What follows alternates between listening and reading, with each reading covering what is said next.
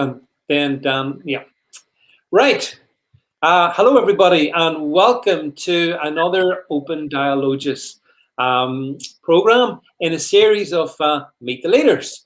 And I'm really pleased to have on the stream with us today Neil Hamilton. And of course, I don't think Neil really needs much of an introduction. He's very well known in the political sphere. But Neil, first of all, to say, obviously, you are acting leader of the UK Independence Party since 2020, I believe, last year, as well as, of course, being elected to the Welsh Assembly, which must be something else, Neil, because Wales increasingly looks like North Korea to me. So well done you for your perseverance. Yeah, exactly. I think Kim Jong-un would feel quite at home in the one-party state that we've got in Wales, because since devolution started 20 odd years ago, we've never had anything other than a Labour government, and it shows. Yeah, it does. It does. You know. I mean, we could probably do a whole separate program on Wales, Neil, to be honest, because there's so much wrong. Well, there's so much wrong everywhere. But our friend Drakeford in Wales is something else, I have to tell you. But anyway, we're not here to talk about him. We're here to talk about UKIP. We're going to talk about you. And I suppose I maybe want to start off by saying, Neil, a lot of people who will watch this, like myself, will feel a great sense of gratitude to UKIP, in the sense if it wasn't for UKIP and the pressure it put upon the Conservatives back in the 2014, 2015 period, we wouldn't have had the referendum, and we wouldn't have got where we at least as far as we have gotten to. So I think there is a debt of honour to be acknowledged to UKIP in general. I know you guys, and when you get on the media, if you get on the media, you get pretty hostile at time. But I think a lot of Brits will say, kind of three cheers for what UKIP did, Neil, in the past.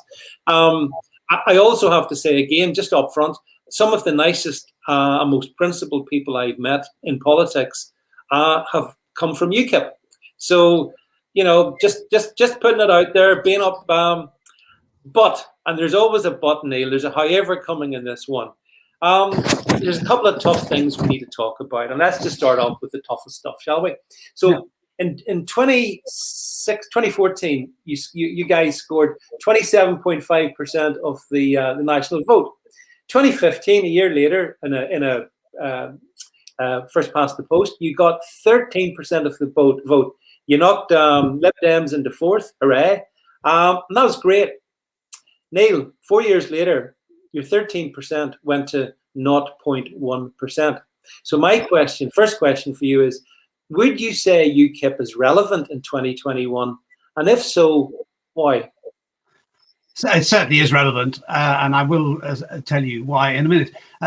You're quite right that we went from hero to zero virtually in the opinion polls, but we're now back up to 3 or 4% in the latest YouGov polls, and that's without people being prompted with our name. So I think that does go to show that UKIP is very far from dead, and its day is very far from done. Of course, a lot of people after the referendum thought, well, UKIP's job was done. We're going to leave the EU. That was UKIP's unique selling point. That's why the party was brought into existence in the first place. We were always told we were a sort of one-trick pony. Actually, we're much, much more than that. We've got a full domestic program of policies where the other parties are simply not going to follow us. We fought the referendum on a slogan of taking back control, and in particular taking back control of our borders, something which in Northern Ireland, of course, has a great resonance. The Conservative government is doing absolutely nothing whatever to control immigration. We're adding a city the size of Swansea to the UK population every single year, or at least we were before COVID, and no doubt once this pandemic is over, that flow will continue. We've got an armada of small boats paddling across the English Channel, depositing bogus asylum seekers and refugees on our shores. And UKIP is the only party, that mainstream party, that speaks out against this. We want firm immigration control for the future. We cannot go on stuffing people into London and the southeast of England in particular, gobbling up all our greenbelt land, imposing strains on the health service, on our schools, the transport system, etc. So that's one thing. Secondly, we are skeptics about all these green energy taxes that people are having to pay in order to build forests of windmills all over the hills of mid Wales, for example, desecrating the countryside. You look at your electricity bill, you will find that 10-15% of it now is charges, same as air passenger duty, which is introduced again to save the planet, supposedly. That adds £78 to every ticket. You fly from Belfast to London, £78 of your ticket price is a tax which the Chancellor Exchequer collects.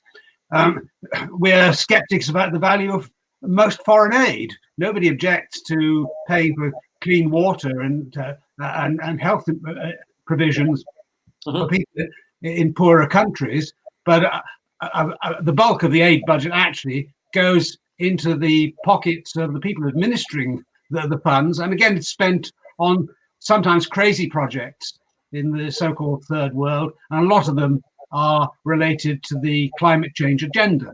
So there's a whole range of issues. We believe in democratizing the National Health Service, for example. So, we'll get into all of those, Neil. We'll get into all of those. But again, that's why UKIP is still relevant. Yeah, well, okay. And let me say one more thing.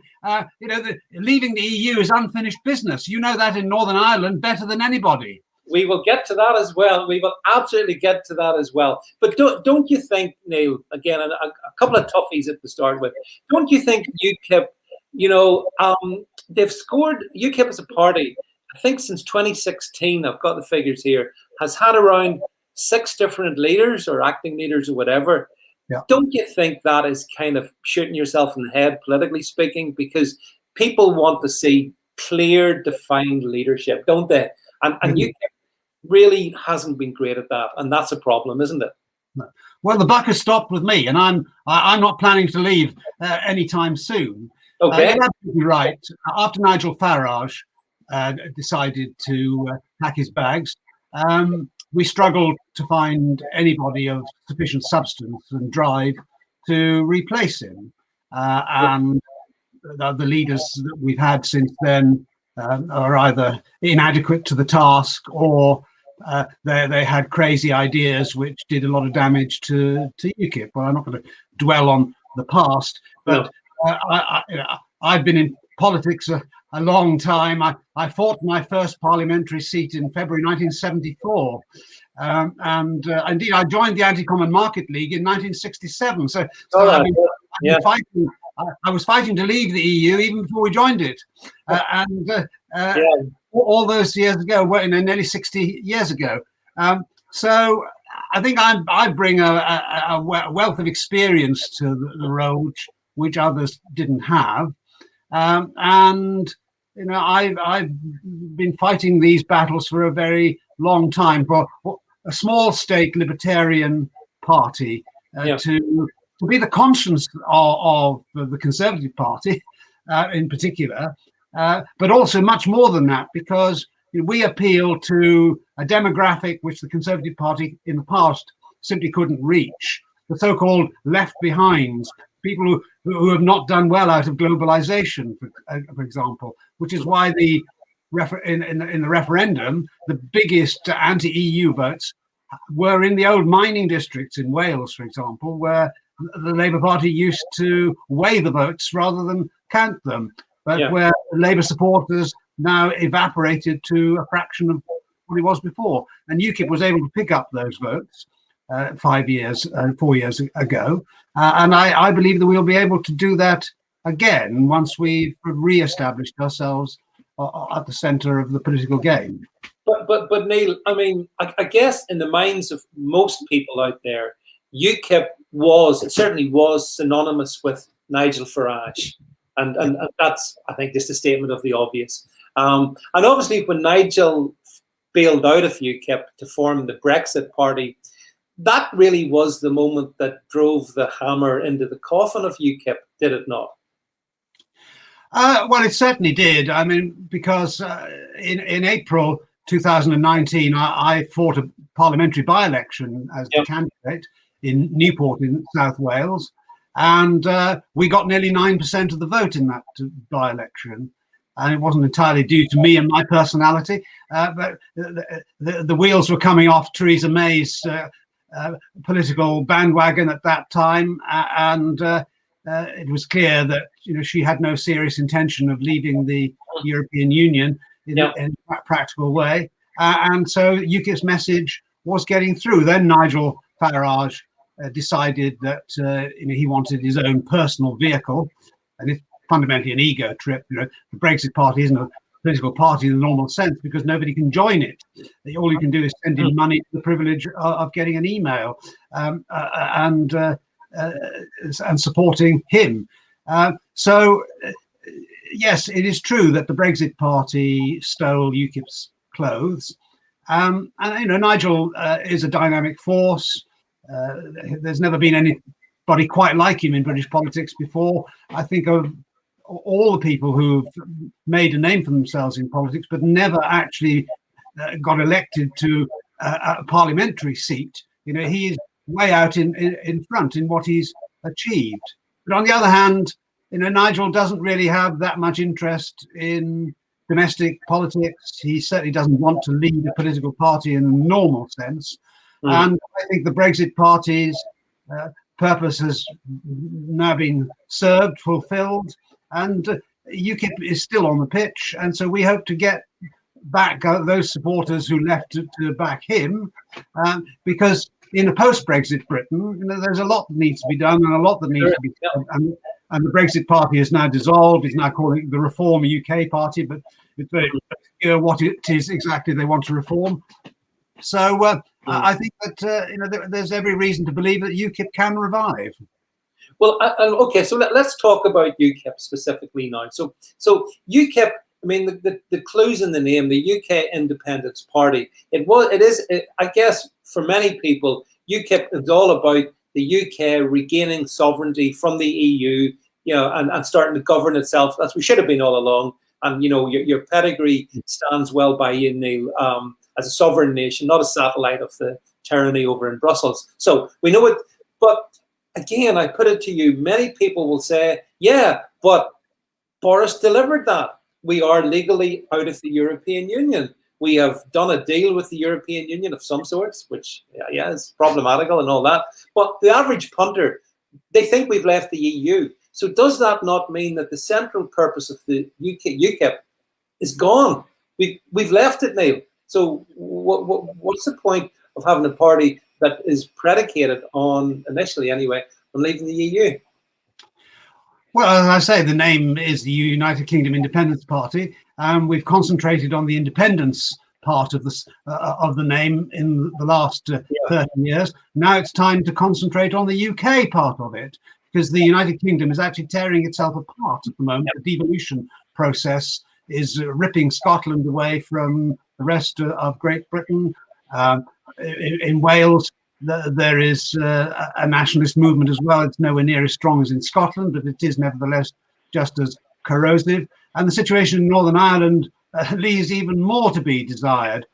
It's utterly obnoxious that there should be a border down the middle of the Irish Sea, and that Northern Ireland should still be subject to EU rules and regulations. And so UKIP is going to be standing unambiguously against the devolution process, which has given vent to these movements that are tearing us away from one another. And even in Northern Ireland, where you've had devolution for 100 years, I think actually if Northern Ireland wants to cement itself within the Union, then the best thing to do is to concentrate on Westminster rather than Stormont as the way to preserve the integrity of our country. Now, devolution is a process, and there are many ways in which you can bring government closer to the people. But as far as we're in Wales are concerned, nobody very much feels that the government is closer to them in Cardiff than it is in Westminster. You live in North Wales. Cardiff is 5 hours drive away, and you might as well be on another planet. And the Welsh government in Cardiff is just as remote as Westminster, although it's physically closer at hand. So we want to focus once more on what is it that binds us together as a nation. And Ulster is, for me, an integral part of our nation, and I want to cement it further within the union. Well, I think, Neil, a lot of people will be very interested to hear what you've just said, because certainly for someone like me, since the very beginning, I've opposed devolution from day one, for the very reasons that you said. Tony Blair, in my view, Neil, put in place a process which is tearing the United Kingdom apart. Most noticeably, I guess, with Scotland and the rise of the SNP. But again, we've got the hybrid government here in Northern Ireland, which is appalling, and you've got in Wales, the unbelievable spectacle of that which Drakeford presides over. So I think actually you probably would be the only political party. I'm not sure. Are there any others, Neil, that actually oppose the devolution settlement? If you've just said you do. Yeah, well, you're absolutely right. And so we're now going to begin this new debate, having restored the territorial integrity, more or less, of the United Kingdom. We now need to consider how it is that we can create even greater cohesion amongst the peoples of the United Kingdom. And we feel very much in Wales that we are a separate nation. We have a language which is still vibrant and alive, spoken by 1/5 of the population as a first language. Welsh, which was the ancient language of the British Isles before the Romans arrived. So I don't deny the existence of a nation anymore in Wales, any more than we would in Scotland, or indeed Northern Ireland for that matter. But nevertheless, the governmental system that we have ought to be one which encourages cohesion and unity, instead of one which we've got at the moment, which is doing exactly the opposite. It's driving wedges down the borders within the United Kingdom. It's actually fueling the movements for independence.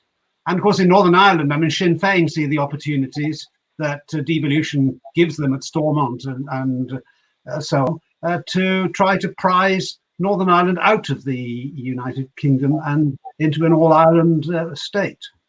Yeah, I think the European Union are also quite happy to take advantage of the devolution settlement to pursue their nasty little agenda, even after we've nominally gone. But okay, so we accept the fact that the UK has left the EU in a particular way, and UKIP wants to focus now more on the UK element within its name, which I think is a very sensible thing to do, Neil.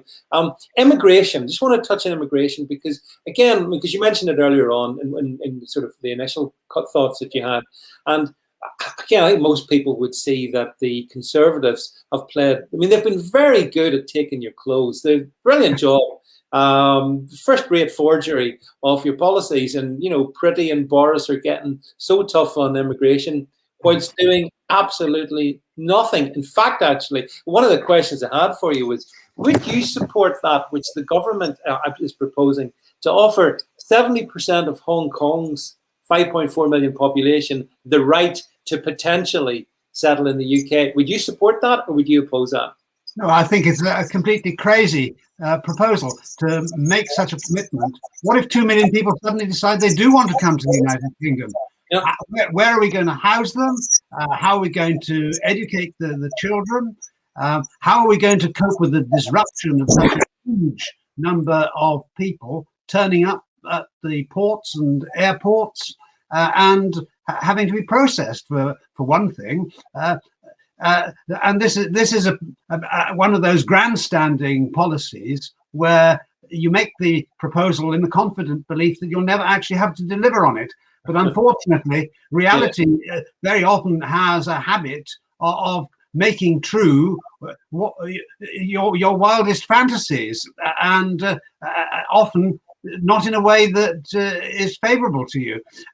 So I think that this was a grossly irresponsible thing to do. Everybody will quite naturally have great sympathy with people in Hong Kong and the way that the Communist Chinese government is trying to incorporate it into their one-party state and snuff out any political opposition. And China is a growing threat, I think, to the West in a geopolitical sense as well. And they're already pressing on India as well. You know, Nepal is now effectively a client state of China, and the Chinese are on maneuvers in the South China Seas and issuing blood-curdling threats to Taiwan, etc., etc. So we have to wake up to this. So I don't in any way deny that what's going on in Hong Kong is deplorable and a breach of the agreement which gave all of Hong Kong back to China. But you know, one has to be practical when one's in government, and for the Prime Minister to say, you know, 2 or 3 million people can have an automatic right, legal right to come and live and work in the United Kingdom, that has simply not been thought through. And you can't make such commitments on the basis that somehow or other you will never be called upon to fulfill them, because when you make a commitment, you have to be in a position legally to fulfill the duties that you've voluntarily undertaken. And so I see this as a kind of rabbit punch that's in waiting to hit us on the back of the neck in due course, because it's perfectly plausible that hundreds of thousands, if not millions, of Hong Kongers will want to resettle in Britain. And of course, a lot of them would be very welcome for their skills. There's no doubt about that. But it's a question of numbers, and it's a question of space. What I've always said about the immigration debate, it's not about race, it's about space. And England, and I'm talking about England, not the whole United Kingdom, is now the most densely populated country in Europe, even more so than Holland. And in particular in London and the southeast, population densities are already at bursting point. And so that can only get worse if we have this continual mass immigration, and especially the cultural aspects of immigration also need to be considered in this debate. And that's something which UKIP is not afraid to broach, whereas the other parties like to hide under the bedclothes about the change in the culture of parts of our country. And that's another way in which we're being driven apart from one another. So I was talking about in the sense of Scotland, Wales and Northern Ireland, that's one aspect, but cohesion in another sense of cultural differences, which are also driving us apart. The whole sort of Black Lives Matter debate and all the culture wars which that has generated are an expression of this. And that's something which only UKIP is prepared to speak up about. Well, I think, Neil, you know, when we talk about immigration, and yes, there's the Hong Kong dimension to it, but the other dimension to it is, and again, you mentioned it, it's the armada that sails across the channel with seeming impunity, which then apparently, when it doesn't like the accommodation that it's put up with, as we saw in Folkestone, sets fire to it. And here's the thing, Neil. We know that many Brits, and especially, I guess it's a big English issue, because I guess England is the magnet reel for a lot of this immigration. It's a big issue. A lot of people are very concerned about the numbers coming here. The Tories play a lip service to do nothing. Labour and Lib Dems basically can't get enough because they see them as a potential voter base. And yet, you touched on this. You know, if you as UKIP tackle confront this issue and say no, basically we're full up to all intents and purposes, you're going to be branded as racists and dismissed if you do that. So how do you tackle the issue? Basically, is my question. Well, I don't think that the tag of racism is at all credible. Of course, people on the left, far left in particular, routinely call us fascists and racists and so on. In the Black Lives Matter protest, even the statue of Winston Churchill in Parliament Square was daubed with paint with racist on it, fascist on it, in spite of the fact that Churchill led the United Kingdom government in the war against fascism and racism against Hitler in the Second World War. So I'm not bothered about the insults and jibes from the far left. That doesn't matter at all. And UKIP has long since shuffled off any taint of racism. We're the only political party in the United Kingdom, as far as I'm aware, that proscribes people from joining if they've been members of organisations like the English Defence League or the National Front or the British National Party. So if you've been a member or supporter of any of these organisations, then you're not entitled to join UKIP. And if you fill out your form and don't mention it and it's discovered afterwards, then your membership will be cancelled. So there's no question that UKIP is a multinational is multinational in its membership, but we are unambiguously for the cohesion of the United Kingdom and the maintenance of our traditional culture.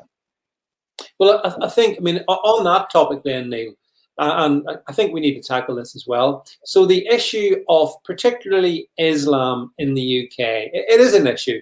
And, you know, obviously, whilst I personally, I believe, you know, people should be allowed to practice their faith or no faith or whatever.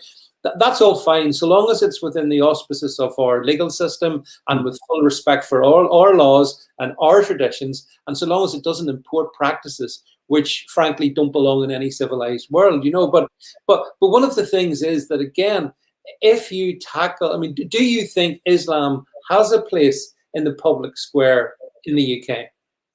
Well, overwhelmingly, individual Muslims are peaceable and their political norms are the same as the rest of us.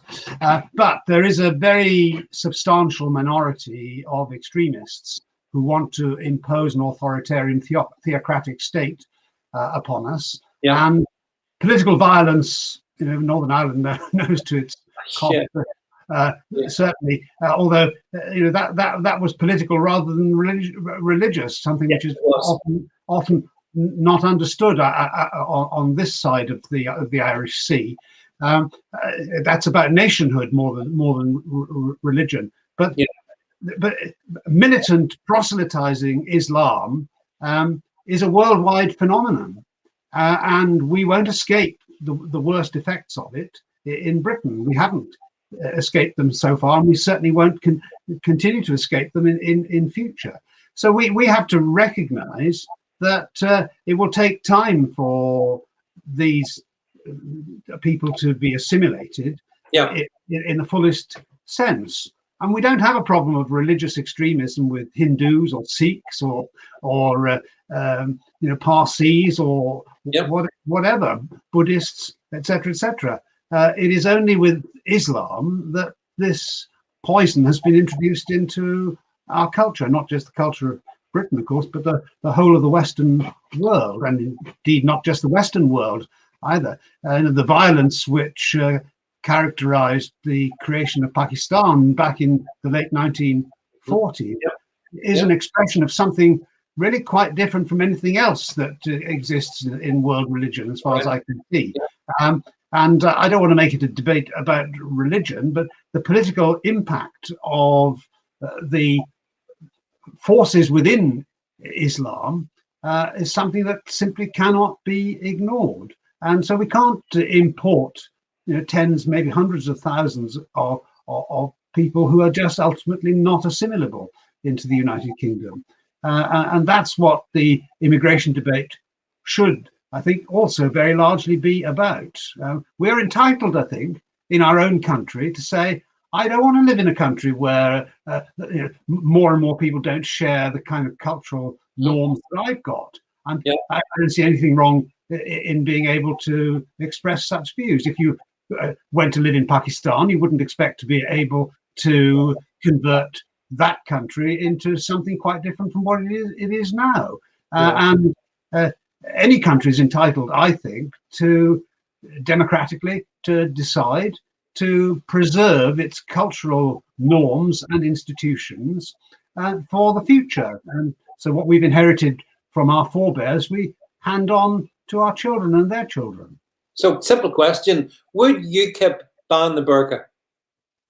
No, I think that this is a sideshow in a way, because in an era where everybody's being forced to wear masks, it would, I think, be quixotic to say that you can't wear a yashmak because that offends our cultural sensibilities. So no, I don't think that these symbols really matter that much, except that they do advertise the extent to which our country is changed and is changing. So in one sense, the sartorial expression of Islam is useful to us in demonstrating the difference between those who practice that religion and certainly those who practice various denominational parts of the Christian religions. But Islam is not just a religion; it's a whole lifestyle as well. And the demands of their religion are far greater than the demands which are placed upon us in a social and political context, traditionally in the United Kingdom. And what I think is also most sinister, something to which you hinted at earlier on, we were saying that Labour and the Liberals want to have mass immigration because they think that's where their voter base for the future comes from. And this is perfectly true. We're seeing voting taking place in the United Kingdom very largely not upon on grounds of political policies, but on racial and ethnic division. And this, I think, is a poisonous development. If you look at London now, more than half the people who live in London were not born in the United Kingdom. No. And there are parts of all our big cities in Great Britain where the traditional population is in a minority, and where the political system doesn't operate in the normal way, where you have people changing their votes from one election to another, very largely now, where voting is decided on ethnic and religious lines, then whatever the policy of the government is doesn't really matter. And so I think that's fundamentally dangerous for democracy. So this is another aspect of the immigration debate, which nobody really seems to want to talk about except UKIP. But I'm determined that we will talk about this. And whatever insults, jibes, and so on are thrown at us, we will not be silenced. It's interesting. Neil, one of the things that, in a way, British politics was meandering along until March of last year, and then COVID hit. And in that time, I suggest to you that the UK is almost unrecognizable. We've got a Conservative government that's spending money like Jeremy Corbyn on steroids. And from your roots when you were in the Conservative Party and stuff, like the Conservative reputation was based on, I suppose, a degree of fiscal prudency and trying to be sound around money. That's gone out the window. So my question is, given where we are and the stuff that's happening in terms of the economic aspects of this, how would UKIP deal with this massive problem we seem to have? Not the disease, the economic consequences of how the government's tackled it. No. Well, this coronavirus crisis has been grossly mismanaged, not just by the British government, but by all governments within the United Kingdom and indeed outside the United Kingdom as well. We don't actually know how serious this disease has been because the statistics are meaningless. How many people you see on the television news every day, so many people have died having been diagnosed with COVID in the last 28 days, but you don't know whether they've died of COVID rather than died with COVID. What we do know is that overwhelmingly it affects old people, and very old people in particular. More than a third of all deaths have taken place in care homes. And indeed, it'd be very interesting to know quite how many people have succumbed to COVID, having caught the disease in a National Health Service hospital. That's one statistic that I'm looking forward to the inquest on all this afterwards revealing. it's not transmission in the community, which has often been the problem. It's transmission within the health service. You go into hospital with one thing and you come out dead because of something else, which is not exactly the way the health system is supposed to work. So there are lots of unknowns about COVID. What we do know is that the steamroller and sledgehammer approach of the government has imposed vast costs, which we will struggle to deal with for decades to come. And the government policy has been a sledgehammer to miss a nut, actually, very often. The Chancellor Exchequer has added £500 billion to the national debt in the last year, and he's not finished yet. And of course, he's very popular, but it's very easy to be popular if you're spending other people's money. Except that actually this isn't anybody's money, it's just money that's being created by a click of a computer mouse. We had a financial crisis back in 2008, 2009, and that also led to the government printing lots of money. But in exchange, they bought up the dud loans and other dud debts of banks. So it was an asset swap. So your assets, at least in accounting terms, matched the liabilities you were creating. This time, what's happening is the Chancellor of the Exchequer is printing money in the form of government bonds, which the Bank of England is then buying from the government, although it's, of course, a wholly owned subsidiary of the government. So this is the kind of economic policy which has been so successful in Venezuela, Zimbabwe, and other great economic beacons around the world. And so I confidently expect that in due course there will be a significant uptick in inflation, and that's when the chickens will be seen to come home to roost. So I think that the government has grossly mismanaged this. They've created an atmosphere of fear. Who would have thought that a Conservative government would ever have closed down most of the small businesses and service providers throughout the country in order to push trade and money into the pockets of the likes of Mr. Jeff Bezos and Amazon.com, who has increased his personal wealth by $80 billion in the last 6 months. Well, that's right. The government has absolutely no idea what it's been doing, and they've just panicked, and they've done the first thing that come into their heads, and there's been no real scientific analysis of the problem and the best way to deal with it. I think, Neil, one of the things from a UKIP perspective is I think a lot of the appeal that UKIP has would be with small British business, the backbone of this country, maybe the shop with a couple of people in it, or the very small manufacturer or whatever, small core businesses, backbone of the UK, and those are being demolished and have been demolished for the past almost a year now by Boris and Rishi and the gang. And so that must constitute a real opportunity for a party to stand up for those small businessmen and women who, honestly, I fear for them, but they have to have some political voice. The government's doing it to them, so it's not them. It's certainly not Labour, who probably want to smash even more of them. So I put it to you, this would be a real opportunity for UKIP, I think, given these conditions, remarkable conditions we find ourselves in February 2021.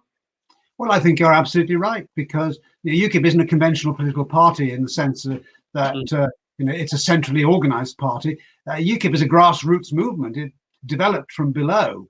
And because none of the other major parties were reflecting the view of the majority of people in this country. And so UKIP is the direct expression of the views of people who are not represented by any of the other major parties. And small businesses are right at the forefront of our campaigning. We're going to revive our campaign to save the pub, for example. Boris Johnson has done more than anybody in living memory to destroy the hospitality industry in the United Kingdom. and the traditional British pub is on its last legs, and many of those that have closed will simply not reopen again, and that's going to change the feel of the high street in towns and villages, small towns and villages up and down the land, and in other respects as well. Other small businesses will not survive, living for a year without any trade, and your customer base shrivels. More and more trade will be done online, and we know that these big businesses like Amazon and the big tech companies, they don't pay taxes in any country, actually. So the yield to the exchequer will also be significantly reduced, and the jobs that come with these companies are just sort of delivery jobs and so on. So skills and personal services will be at a discount, whilst society becomes ever more atomized, and we spend more and more time in front of our computer screens, not talking to real people at all. I'm not suggesting you're not a real person, but of course, but last time I looked, more human contact has been put on hold for goodness knows how long. So there are lots of problems that are being stored up, where UKIP has a qualitatively different solution to the problems which have created them.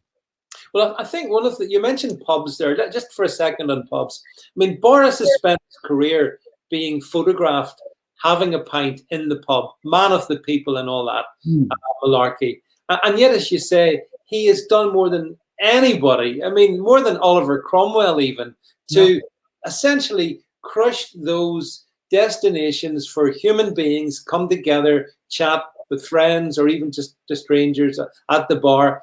And yet that's such a big part of British life, going to the pub. I mean, doesn't mean you're an alcoholic, but you go there because it's a social setting.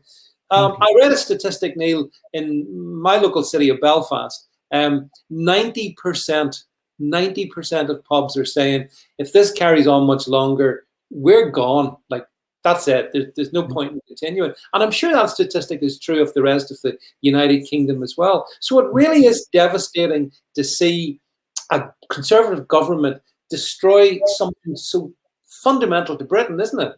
Of course. It's a talisman, really, of British culture. And in losing the pub, we're not just losing somewhere to drink, because you say we are losing a place where people congregate together for conversation and jollity and laughter and so on. It's a social hub to the whole community, and I think it's an absolute tragedy what has happened and is happening. But has the government got any plan to get out of this? None that I've seen. They had no plan to get us into it in the first place. They were just flying by the seat of their pants, and there is no evidence that pubs and bars and restaurants were significant in spreading the coronavirus at all. In fact, with social distancing and other measures of that kind, although they created huge problems for such businesses, pubs and certainly chains of pubs like Wetherspoons had adapted to all this regulation. And so they could just keep themselves ticking over, at least, even if their profits were going to take a big dip. But if you've got no income at all, but your overheads are still there throughout the pandemic, then your cash reserves are going to be eaten up until you reach the point where you can't go on any longer. And it's nearly a year now since we started this caper, and there's no release from it in prospect as yet. We'll see what happens in March, and whether there's any change then. But already ministers are talking about, we'll have to return to the lockdown next winter.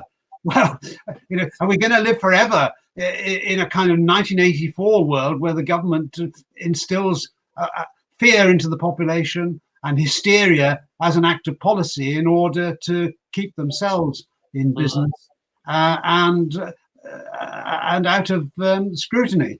So we're moving into a completely different world here. And the idea that it's a conservative government that has copied the governmental model of North Korea is really quite something, isn't it? Well, it is. It really is.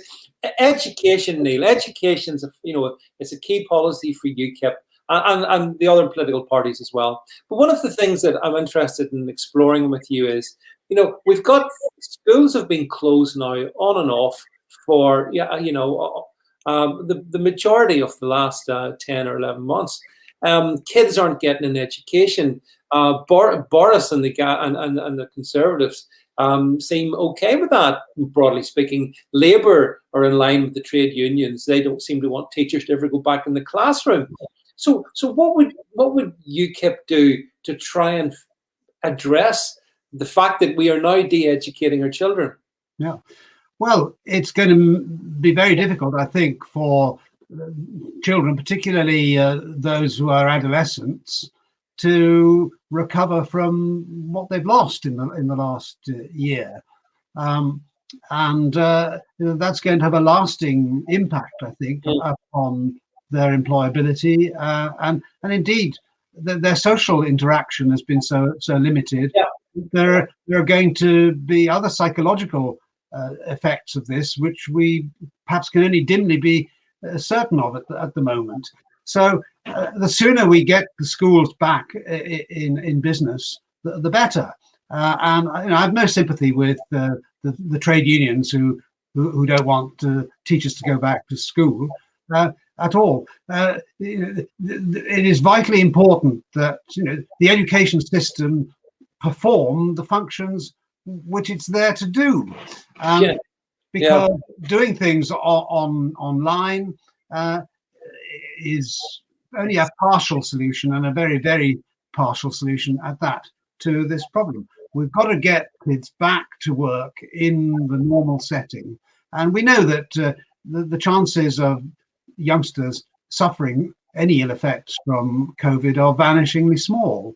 In fact, anybody under the age of 65 is very, very unlucky indeed if they get the virus and suffer any great harm from it.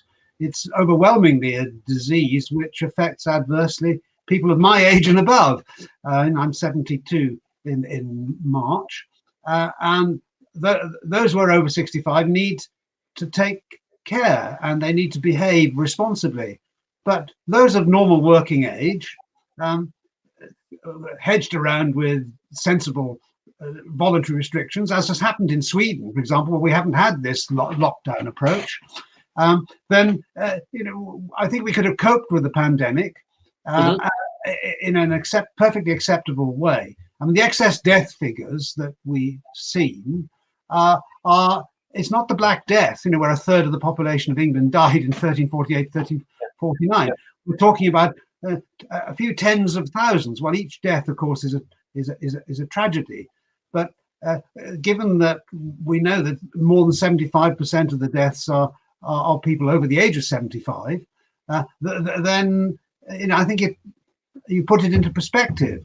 What you need to do is do as much as you can to protect the vulnerable, whilst allowing those who are not really at risk to get on with their lives and their livelihoods in a way which doesn't put in danger all sorts of other things. The people who are not being treated by the health service because of COVID, the diseases and conditions that have gone undiagnosed or untreated. Similarly, in schools where children's education has been damaged in a way from which it would be very difficult to recover, and where there are all sorts of psychological problems which the community is building up for itself as a result of the enforced isolation which has been imposed upon them by government. Yeah, a couple of quick questions here, Neil. Just kind of one-line responses. I've been asked, what is the policy of UKIP on the BBC TV license? What's your thoughts on that one? Well, the UKIP believes in abolishing the TV license. There is a role for public service broadcasting, but I don't think that the BBC does a great deal of that. It's a propaganda mission that they're on issues, all the woke issues, cultural issues, on global warming. They have a party line which is imposed upon us, and very few people under the age of 40 now watch television at all in the normal sense. And it won't be very long before nobody will be looking to see what's on TV tonight, because we're moving into a world where everything can be streamed at will, and you can watch whatever you want at any time of the night or day. And the idea that we should have a taxpayer-funded service, a kind of poll tax to watch television, is, I think, increasingly antique. And there are parts of the BBC that are valuable and worth supporting. You know, the orchestras, the World Service, I think the Radio 3, and so. But most of the major big-ticket entertainment programs of the networks, which cost so much, that doesn't need to be funded compulsorily out of a television tax at all. So we would scrap it. Well, I think 3 cheers for that one. It's interesting, Neil. We were talking about BBC Question Time before we came on air, and I was just looking at some of their viewing figures. And back last November, they were getting about, I think, 7 million views per episode, or I think around about 8 million views per episode. That's gone back now to 700,000. So their viewing figures have, as per what you've been saying, it's fundamentally collapsed. Things have changed. People are doing other things. Young people aren't remotely interested. But I wonder if the production costs of the likes of Question Time have gone back by, tenfold. Has the fragrant Fiona Bruce's salary been cut by that? I don't think so, Neil. I don't think so. But anyway, moving on. You've clear enough in that one. Another one for you, another question. Recently, UKIP actually did make the headlines a couple of weeks back when we discovered that personality Katie Hopkins has joined the party. My question to you is, have you got any particular role in mind for such a high-profile person? Or, what's your thoughts on Katie, who I know, by the way? Well, she's got a big following worldwide, actually, on the internet and social media. She came to speak at the UKIP's conference in Newport in South Wales a year ago, last September, and she was a great success at that. And I'm very pleased to say that we persuaded her to nail her colours to the UKIP mast. It's not a surprise to me that she fits in, because I've known her for years, and I know what her views are, and she is entirely in line with everything that UKIP believes in. So yes, whatever role she sees for herself, I'm very happy to support her in trying to achieve. I haven't had a conversation with her about a specific role at the moment, but what I do want to take advantage of is her social media profile and the demographic that she brings to it. I mean, when I joined UKIP back in 2002, the average age of the UKIP member was 72. so we were not exactly the party of youth. Although as an idealistic party, I've always thought that we should be the party of youth, because we have guiding principles which give definition to what we believe in, and that's something which should appeal to young people. I never understood why young people overwhelmingly were on the Remain side in the referendum.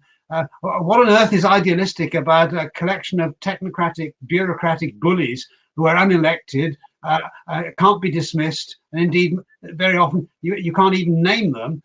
How on earth can that be an ideal system of government as opposed to a vibrant democracy which represents the interests of the people who vote the politicians in and out according to how they perform?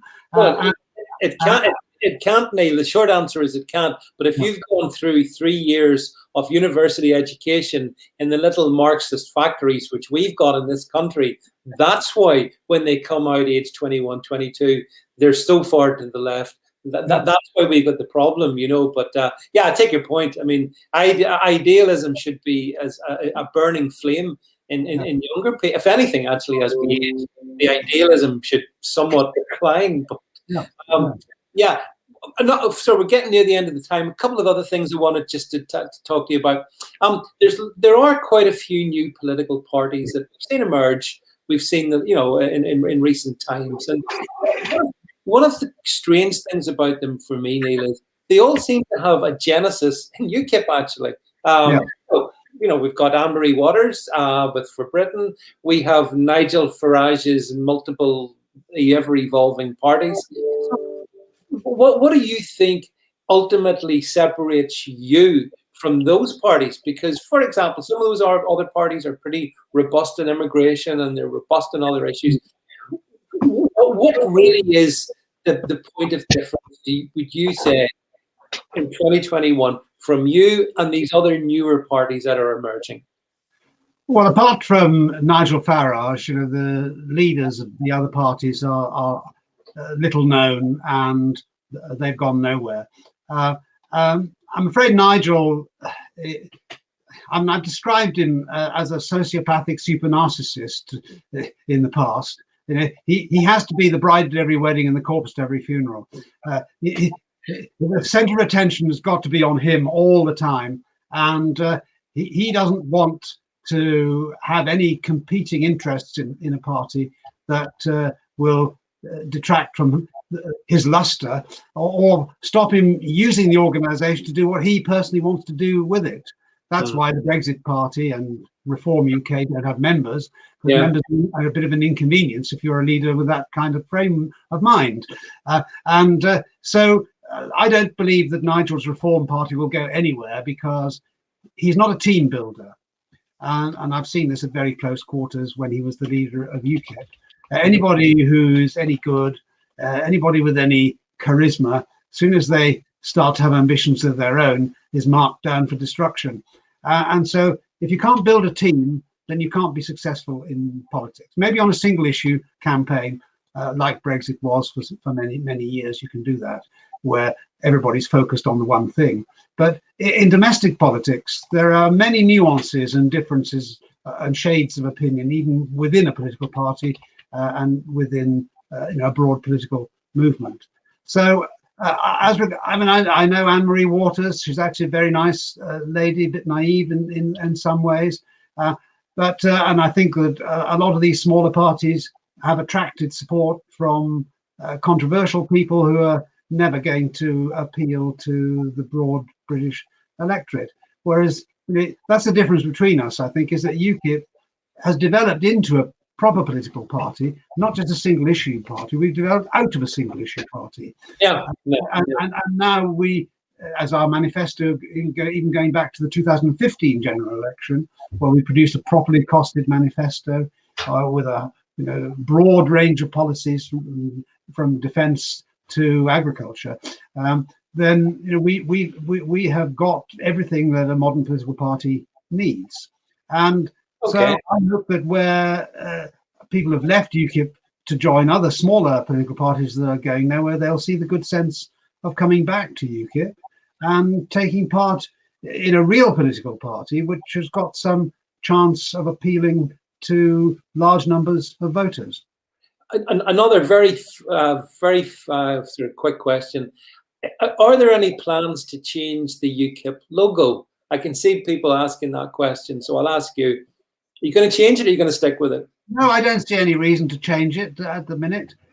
Once you've built a brand, the last thing you want to do is to remove it and start again from scratch. The pound as a symbol is UKIP's logo symbol, and that was adopted at the time when Tony Blair and the political establishment wanted to force us into the euro. That's right. Yeah. How that ended for those across the channel that were foolish enough to join it, where the whole of Southern Europe now lies prostrate for the German colossus, because fundamentally the euro is just a Deutschmark zone. But so the pound symbol is a symbol of our national independence, and also a symbol of tradition.